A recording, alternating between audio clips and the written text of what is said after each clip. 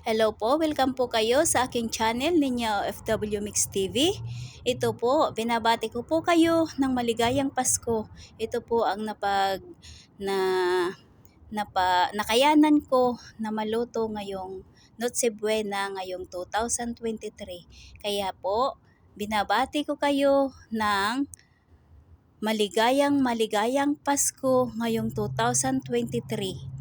Kayo po, siguro po ang daming handaan nyo. Pero po hindi po nasusukat dyan ang pagmamahal natin sa ating Panginoon na tayo ay nakikisalamuha sa kanyang birthday. Kaya ito po, happy birthday! Happy birthday Lord! At ito po ang aming kasiyahan. Nakikisaya kami at lubos na nagagalak sa iyong pagsilang.